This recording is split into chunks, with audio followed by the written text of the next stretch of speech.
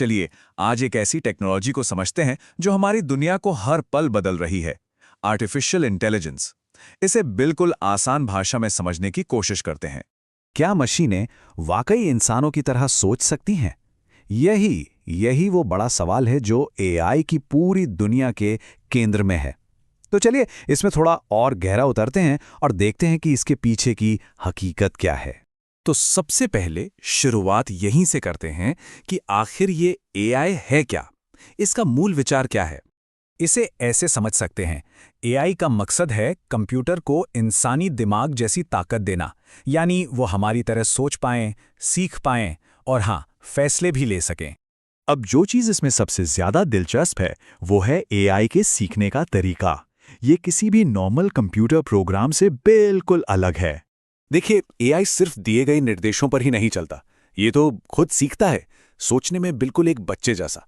पहले उसे ढेर सारी जानकारी यानी डेटा दिया जाता है, फिर वो उस जानकारी के अंदर पैटर्न्स ढूंढता है और आखिर में अपनी ही गलतियों से सीख कर खुद को बेहतर बनाता जाता है। और यही तो सबसे बड़ा फर्क है। जो पारंपरिक सॉफ्टवेयर होते हैं वो उन नियमों पर चलते हैं जो इंसान ने बनाए हैं, लेकिन एआई वो डेटा से मिले अनुभव के आधार पर अपने नियम खुद बनाता है और इसी वजह से ये इतना शक्तिशाली है। चलिए अब आगे बढ़ते हैं और देखते हैं कि एआई के कौन-कौन से अलग-अलग रूप हैं जिनसे हमारा सामना होता है।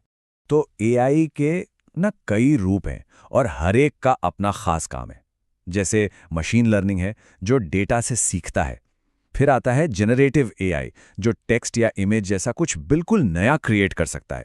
और हाँ, जिन्हें हम एलेक्सा जैसे असिस्टेंट के तौर पे जानते हैं, वो नैरो एआई कहलाते हैं, मतलब वो किसी एक काम में एक्सपर्ट होते हैं। तो अब सवाल ये है कि ये तकनीक हमारी रोज़मर्रा की ज़िंदगी का हिस्सा कैसे बन चुकी है। आइए देखते हैं।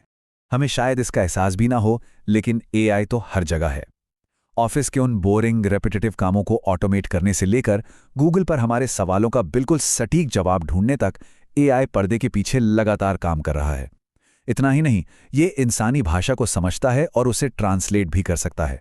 ये तुलना साफ दिखाती है कि एआई ने जानकारी तक हमारी पहुंच को कैसे पूरी तरह बदल दिया है। एक जमाना था जब किसी एक जानकारी के लिए लाइब्रेरी में घंटों बिताने पड़ते थे, और आज गूगल पर एक सेकंड में सही जवाब सामने होता है।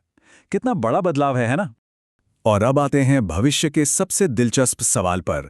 जब मशीनें खुद कला, संगीत और कहानियां बना सकती हैं, तो फिर इंसानी रचनात्मकता का मतलब क्या रह जाएगा? ये सिर्फ टेक्नोलॉजी का सवाल नहीं है, बल्कि ये एक ऐसा सवाल है जो हमारे आने वाले कल को एक नई दिशा देगा। सोचने वाली बात है ना?